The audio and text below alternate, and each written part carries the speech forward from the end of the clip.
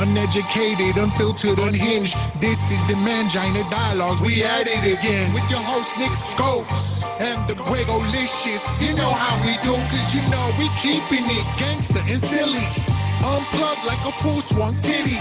About get jitty, cause you know we down to the nitty and the gritty. And we make shit sound so damn pretty. Yeah, cause this unhinged comedy. And right now you're in the mix, so get ready, cause we about to get it poppin'. And we ain't stopping. Uneducated, unfiltered, unhinged. This the Mangina Dialogues. Hello and welcome to the Mangina Dialogues. I am your host, Nick Scopes. I'm the Gregolicious. And today, our guests, we have a lot in common. We were both Miss Florida. Point.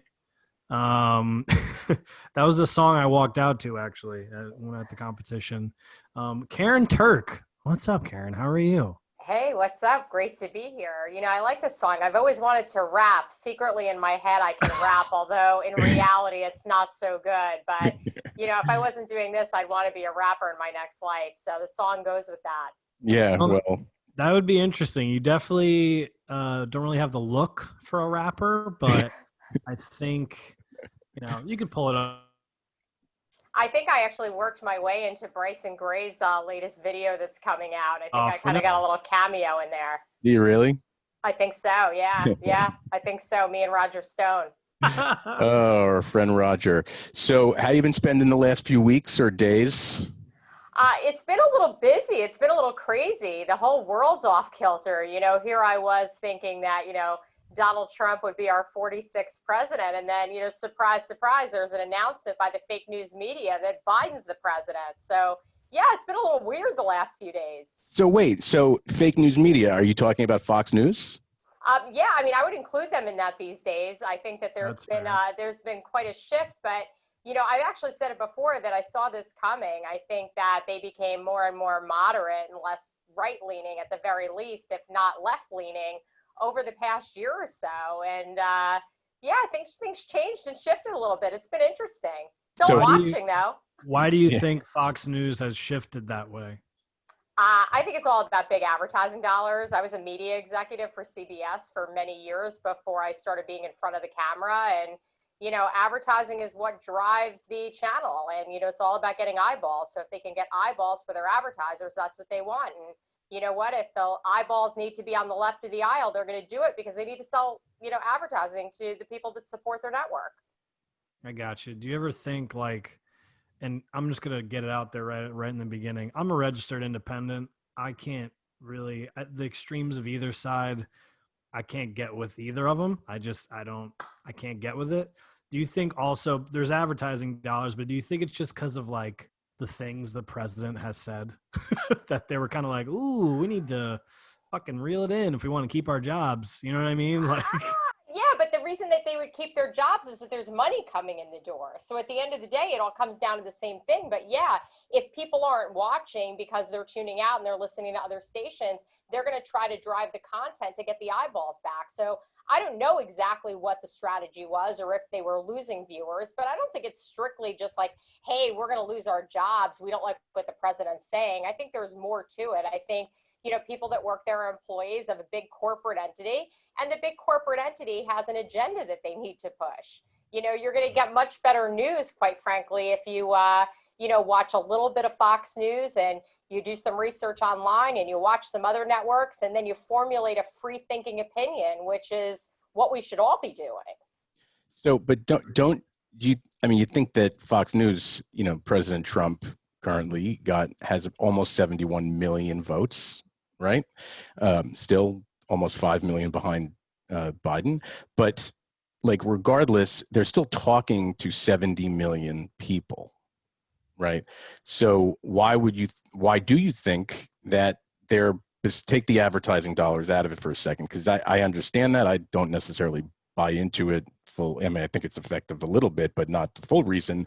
They seem to move a little bit to the left with their commentary and some of the people that are hosts of shows. But certainly there's the large chunk that is pretty much in prime time that fully is on the right, like very clearly. And they're pushing stuff that is just not true.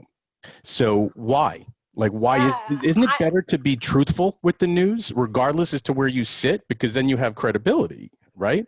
So you can have whatever position you want, but at least present it in a truthful way, even if the guy at the top is not.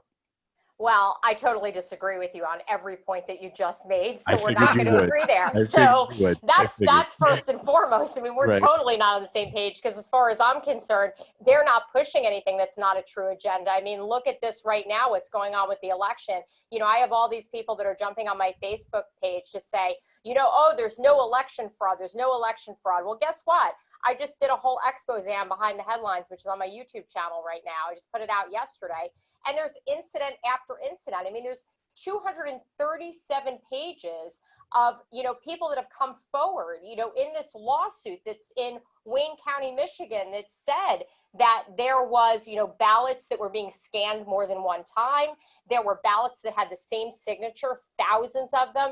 There were all these inconsistencies. So saying that voter fraud isn't happening, that's fake news. So you're basically calling the officials in these states liars that have come out every day. Which officials? The Democrats that are defending their candidate? They're No, not Democrats. Pennsylvania, Georgia, there's all Republicans in those positions. But forget those two. You're just calling them all liars. You're saying that the officials who come out, that have come out, including an hour ago, saying that there's been 11 ballots that are from a few dead people, that whatever. 11. Well, you know what? I choose to listen to the American people, and I think that the people that are come forward and are going to be witnesses in these lawsuits are far more credible than one public official. So I'm going to go with the witnesses that are coming forward, that are putting their names and their reputation on the line. I mean, one of these women that came forward in Wayne County, Michigan, she's worked for 30 years, you know, inside, you know, the county and the city. You know, she's putting herself on the line by doing this, but she's coming forward and saying there was widespread voter fraud, and it deserves to be investigated. Oh, I'm not disagreeing with you that you can investigate it. Of course it deserves to be investigated, but you know, obviously we're on different sides of this one, and we'll see what makes it to court and where that actually leads. If I'm betting, which I'm not a betting person, but I'll gladly have a gentleman's wager of $1 with you that these don't even see the light of day in court. And that's not a political thing. That's just being a betting person. That what I've seen, I listen to Fox News. I'm not. Can we do a more fun bet than $1? Sure. I mean, something. Yeah. Can we wager something more fun? Like, I feel like since it's a comedy show, we should do something. Come up with something fun that we can do. All right, that's fine. I'm down with that. Greg has to wear a MAGA hat. I'll drape myself in a flag bikini. If okay, cool. And what do I have to do if I lose? What's for me? I'm trying to think. You have to wear. You have to drape yourself in a Biden for president flag and walk down into Mar-a-Lago. Oh yeah, that's pushing a little far. Well, that I'm not going to do. I'll come on your show with the Biden flag on.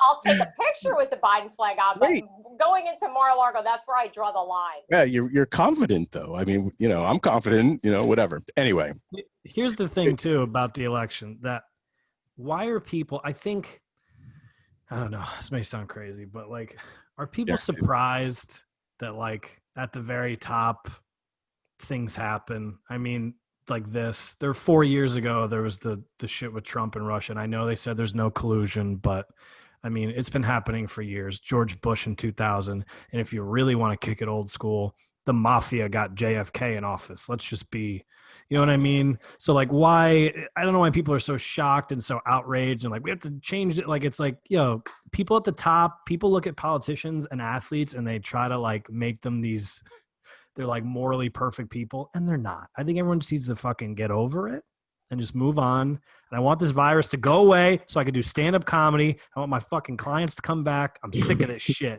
Listen, I'm fucking sick of this shit too. And, you know, the reason that they pushed this whole, you know, coronavirus crisis thing in large part, I think, was to create this mail-in ballot fraud. I mean, again, you know, call me a conspiracy theorist, but it seems pretty logical to me. If they wanted to sway an election, it was a pretty damn good way to do it.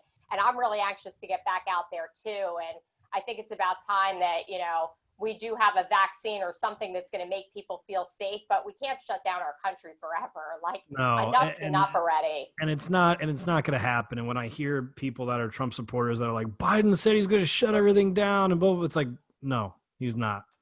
He's just saying things. I believe the House and Senate are still red. And also things are done pretty much at a state level. Like, I'm in Connecticut. It's a blue state. Like, our gut is Democratic. So, you know, it's a little different, but like obviously in Florida, they're probably going to open shit up. Texas, they're going to open shit up. Like, it's just like, they think like this person at the top is just going to like, just run. Like, I get the president runs everything, but there's checks and balances, and people think like, you know, Biden's going to come like back when Obama was in office. How many people were like, he's but Biden's got no balls. Let's call it what it is. All right, Biden's got no balls whatsoever. Not only is he demented, the guy's got no balls. And we're going to have a really big issue because, you know what? At least Donald Trump, like him or not, we've had somebody in office for the last 4 years that has a set of balls. And I really appreciate that. I don't know if it's because I'm from New Jersey or because I like to call it what it is and see it for what it is. But I respect him for that. And, you know, look at him moving the embassy to Jerusalem. You know, as a Jewish woman, you know, what he's done with Israel has been great. And, you know, the day after they made the announcement, the fake news media made the announcement that, you know, Biden is going to be the president-elect. Now we have Iran reaching out to, you know, our president-elect. I have a really big problem with that he wants to turn back the clock and you know, start things back to the Obama administration when we didn't have a care about Israel and we weren't putting them first, because Israel determines a lot of the freedom in the world and the freedom in the United States. And they're a great example of freedom. And we have to keep it that way. We got to keep peace in the Middle East. And, you know, Biden scares the shit out of me there. Yeah, I mean, you definitely, I will say this, and I made this comment a few years ago when Trump first got elected. It was like, I think it was like a year or two ago. I was dating this girl, super liberal, couldn't get more liberal than that. And I've always been in the middle. I just can't, you know, I can't commit really to either side. But you know, Trump's in office and all of a sudden all the crazy world leaders are very quiet. Like, there's no, I will give him that. I think having a psychopath like Donald Trump in office scared other, like, you don't hear anything from North Korea anymore. You don't hear any of that shit. I know there was some, I was listening to Alex Jones, who's a wild dude as well, but I think he's hilarious. While Nick is frozen, I just want to correct him. And you know, that really has that the House is actually not red. Yeah, and we're actually fighting for two.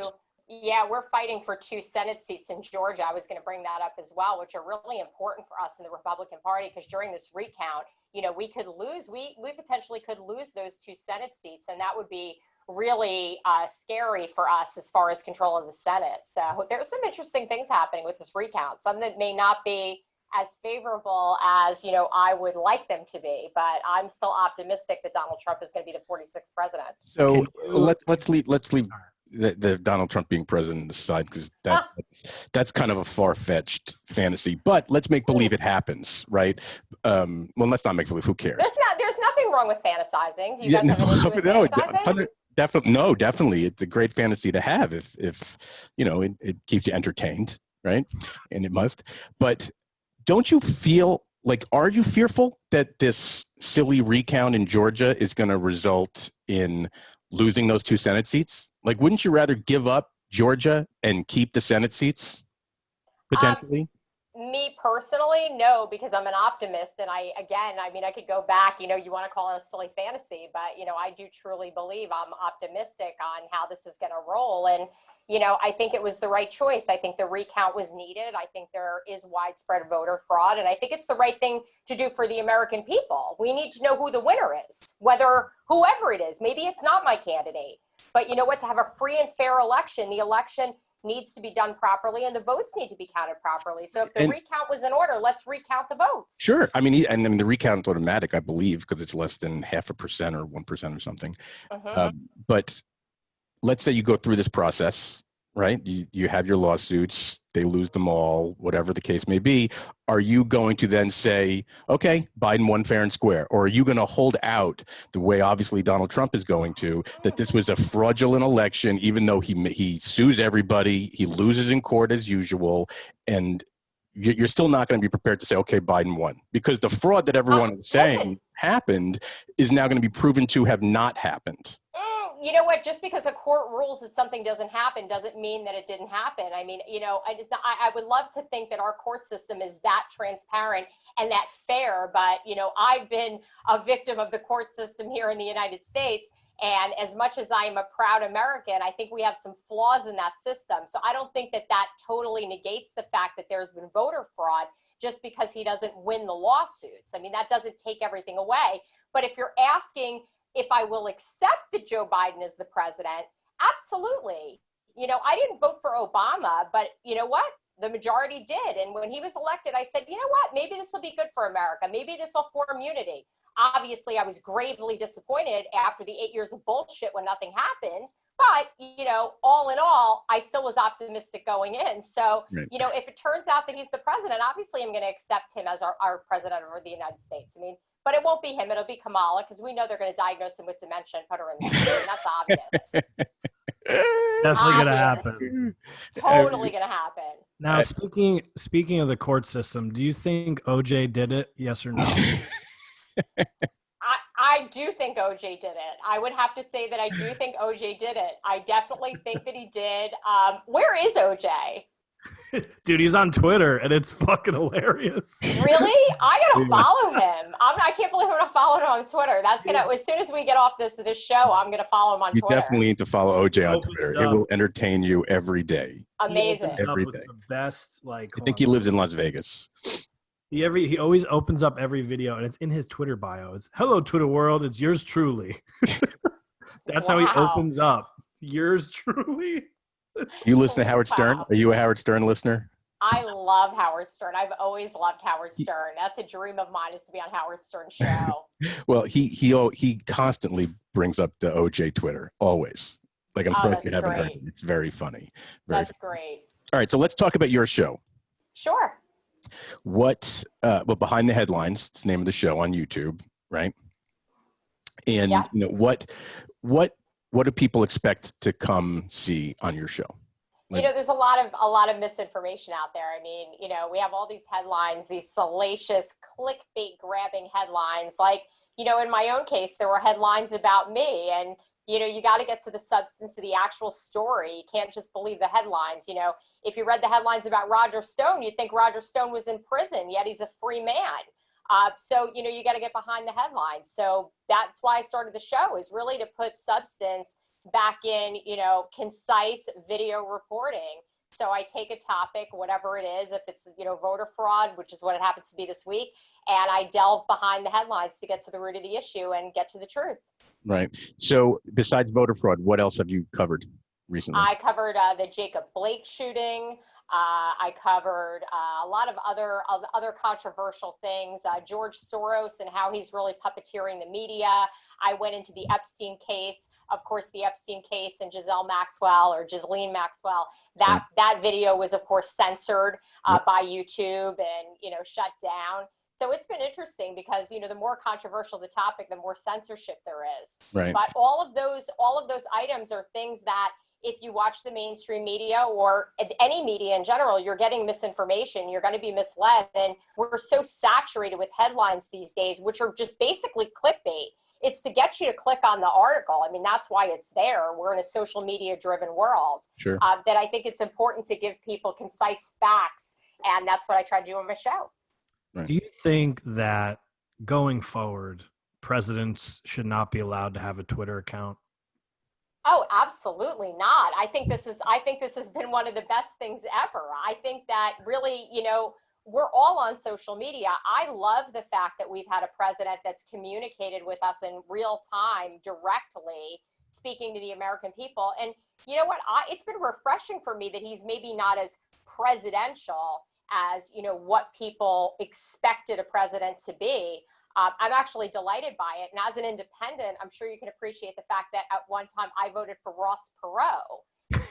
Yes. That's one of the funniest candidates of all time. But you voted for him because it was funny. I voted for him because I felt that he wasn't presidential and I thought he was a billionaire. And as I've always felt, one of the main reasons I voted for Donald Trump too was, if we can fix the economy and we have a flush economy, there's a lot of things we can do. We can target social issues. We can do things that we can't do if we don't have a flourishing economy. So I wanted a businessman in office, and I felt that way when I was 18, and I voted for Ross Perot. I know I'm dating myself. And, I feel that way now with Donald Trump. So let me ask you a question. So obviously, from what we've talked about, I kind of gather where you stand on the whole coronavirus, and I'll leave that aside.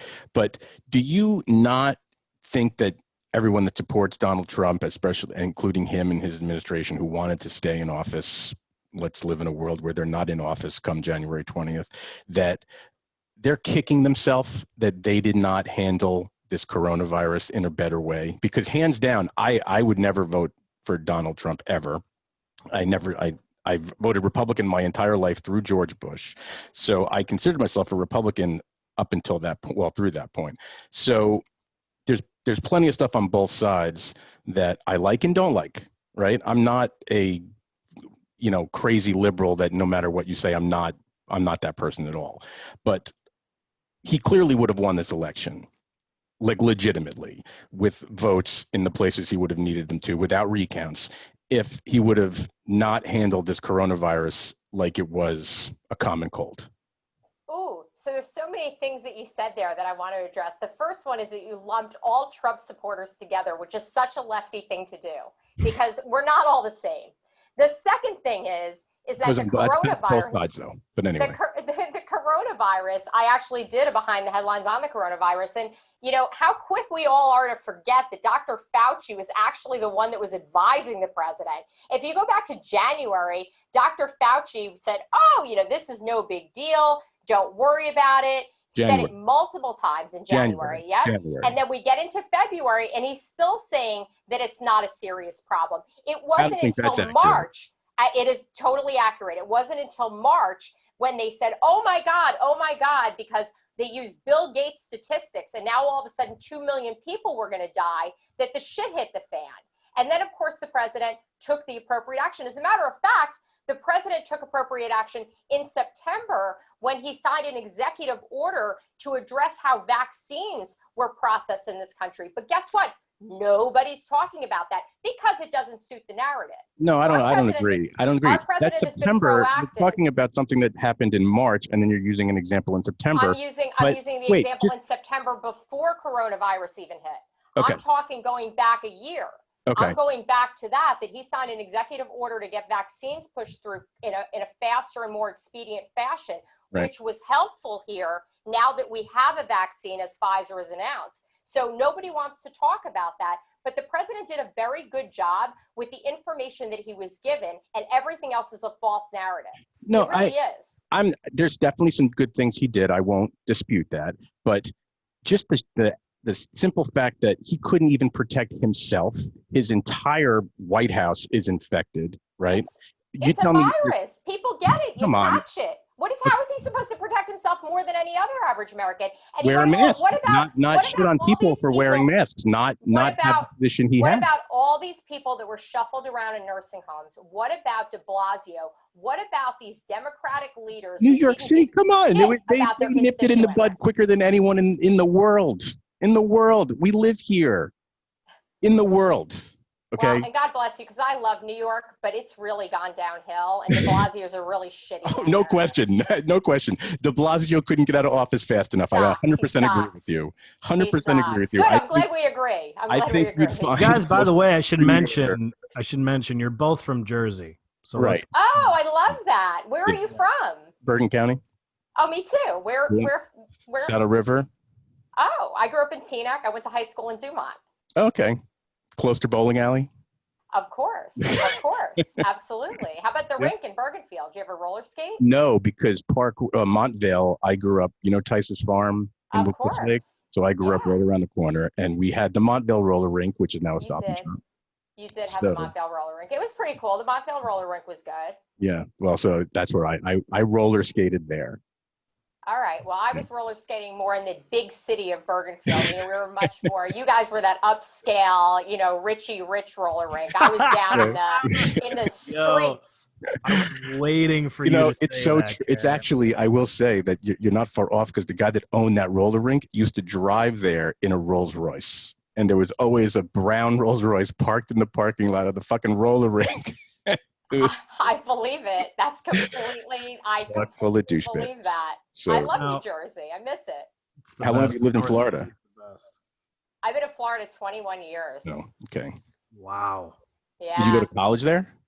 I did. Well, I did, and then I moved back. Actually, my first husband dragged me back to Bergen County, back to Bergenfield, No. because Sorry. that's where he was from. Oh, don't be sorry. He voted for Bernie Sanders. I mean, we don't even speak. We haven't spoken in 15 Oh years. man, what a loser. Oh, it's bad. It's a bad scene.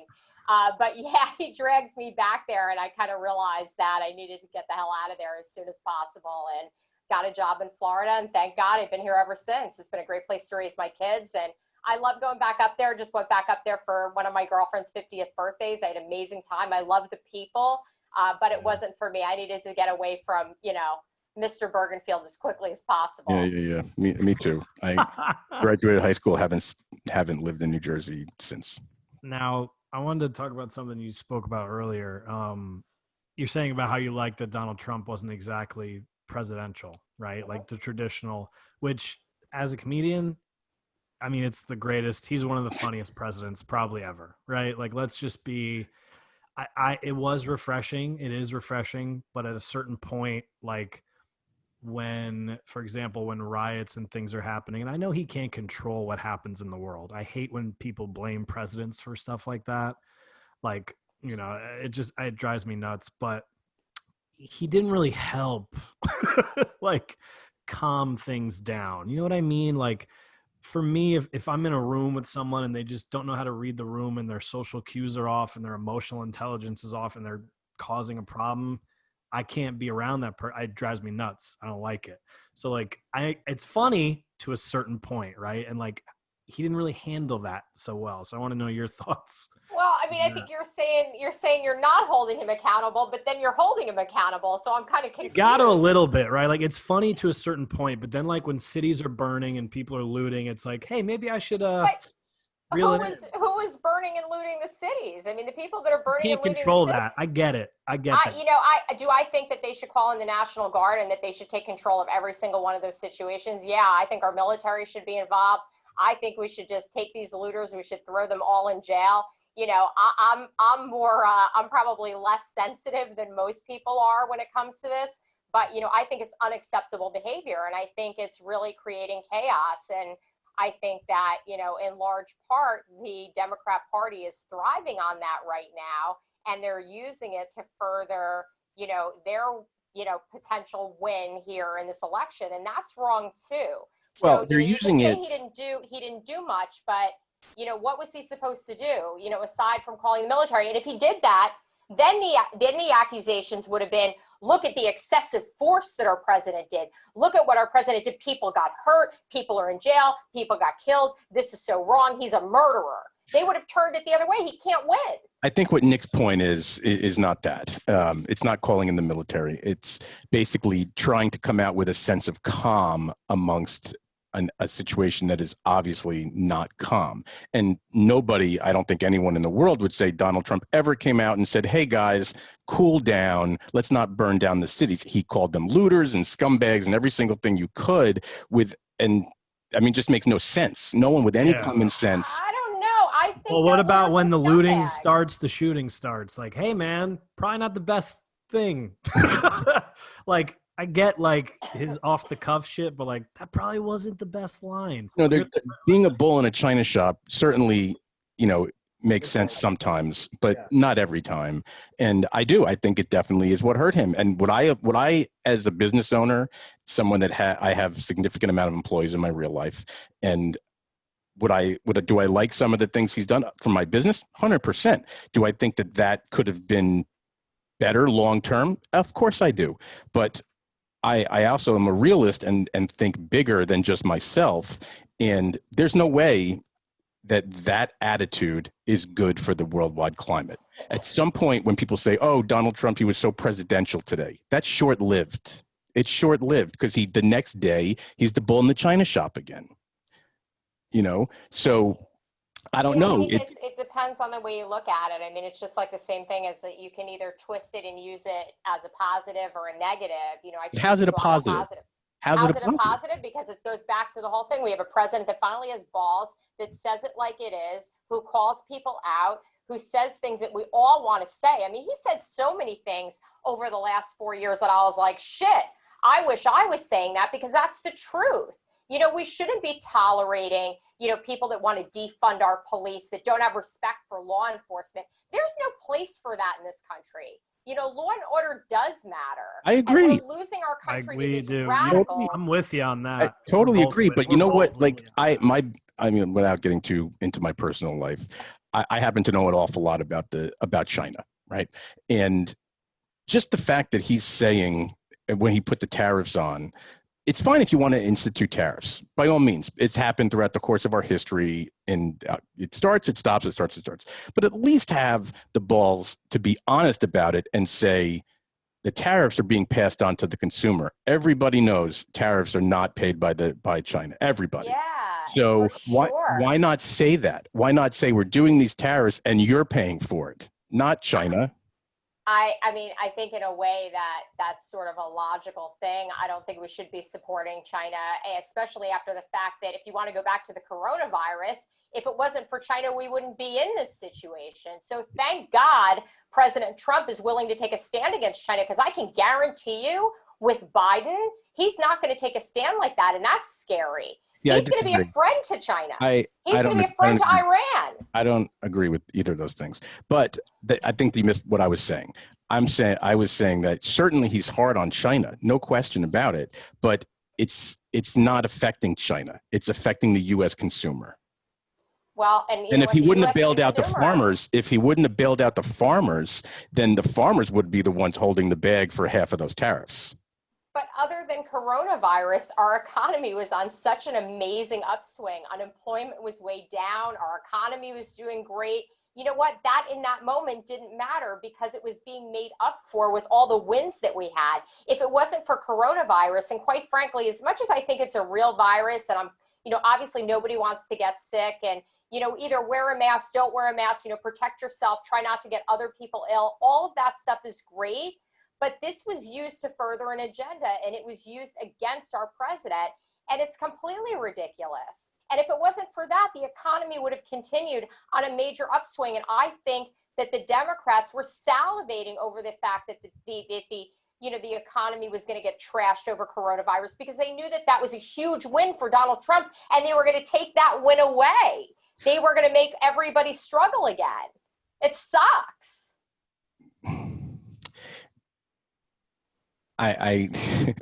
There's so much there I would love to do it. No, we could do this all day. And the thing that I think is sad about the state of the country right now is that the difference of opinions causes people to hate the other side, right? I have very clear different opinions than you do, but that's fine. That's what makes America great, right? And I have fun talking about this with you, and we can disagree for hours upon hours, and we'll be done with this, and I could happily have coffee, a drink, dinner, and I don't give a shit.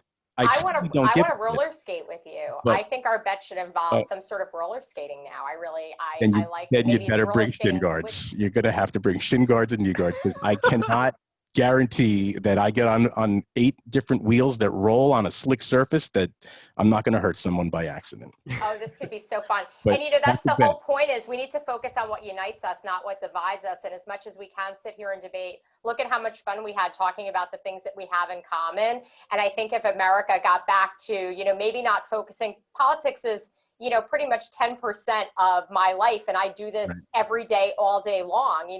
There's a lot more to me than just, a political talking head. If we focus on the other things that we have in common, we'd be a lot better off as a country. Yeah, totally. I mean, 100% agree. Nick definitely agrees. I would agree with that. He hates this shit. His head explodes. No, I don't. I truly like this. It's just tough. I got to be honest, Karyn. I got to be honest. You're a blonde, good-looking woman who's very assertive and aggressive.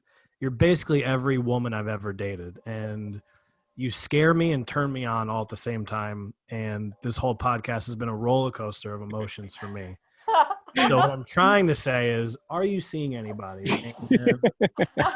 I am married, but But I will definitely keep my eyes out because I think there are a lot of women who are like me that, need to come out of their shell a little bit more and could give you a run for your money. And I would love to watch that. I'm down. And you're from Jersey. And I'd love to watch it too. And I will tell you, we've done about 120 episodes, and that's the first time Nick has actually asked someone out on the episode.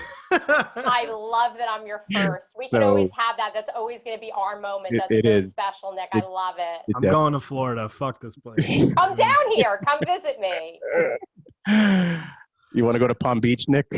Yeah, I don't care. So whatever. I've been to Miami a few times and Orlando. It's really it. Been to Miami a lot now that I think about it. This is Palm Beach is a lot better. You're gonna come visit me. Come hang out with me. We could be friends. It's southern Florida, right? It's right outside of is it like 45 minutes outside of Miami, or is it more northern? I don't know where Palm Beach is. It's 45 minutes north of Miami, and it's it's so much better. I mean, I love Miami, but it's once you're here, you'd be like, why would I ever go anywhere else? No, I get it. I'll take you to Mar-a-Lago. They're going to let me in? Yeah. I mean, we let everybody in. I know. We're the party of inclusivity. I'm joking. Party of inclusivity. On that note, well, listen, this was really fun. I really appreciate it. We'll definitely do it again when this is all wrapped and in person. And yeah, for sure. In person at our honeymoon. Can't wait. At Mar-a-Lago. Thank you. I can't wait. It'll be amazing. You better block him on Instagram. That's all. Go to all your things now and block him because it's going to be trouble. I love it. Thank you so much for having me on. I had so much fun. Thank you very much. Really appreciate it. Good luck. Good luck. Thanks. Our bet stands. All right. I'm in. Thanks, Karyn. Bye. Have a good day.